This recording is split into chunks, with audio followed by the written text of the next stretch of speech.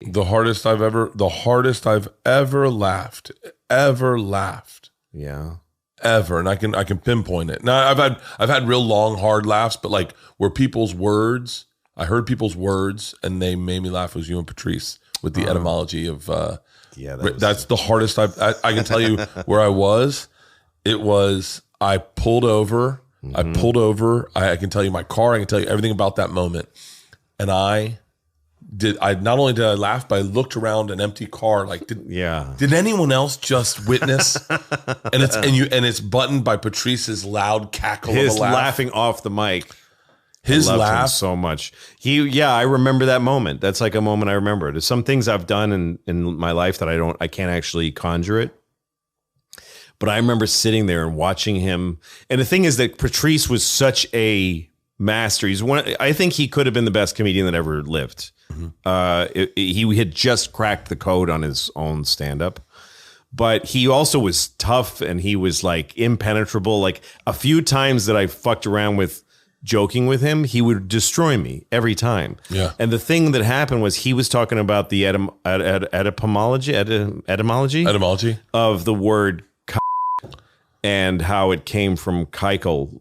It's the Yiddish for circle. Yeah. And that in Ellis Island, if you couldn't write, if you were illiterate, you'd sign with an X. But the poverty-stricken Jews that were illiterate, they would make a circle, a keikel. Yeah. And that's right. So he was saying this really sincerely. Like he was telling the story. Saying it sincerely, but with a little bit of a... Little you're Jewish. But he was looking a little vulnerable when he said it. For real? Like a little like, this is where it came from. And I was like, wow. It was like if you're in a boxing match with somebody and he drops his right and you're like, are you kidding me? I can just throw this and I'm going to...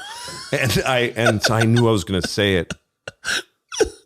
And I said it. It's the hardest. And he laughed so hard and it was so satisfying to make Patrice laugh that hard.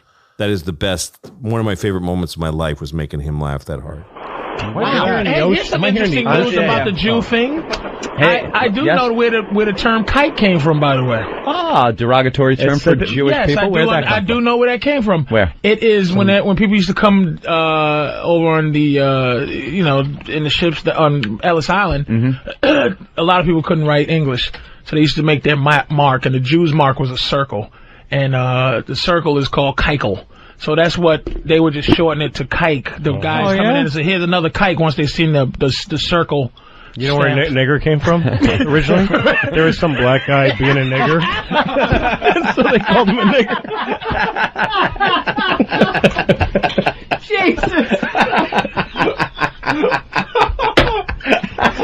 He was being a real nigger, and somebody said, what a nigger. And that's where it started. Nigger was a feeling. Yeah. He's just like, we're going to just...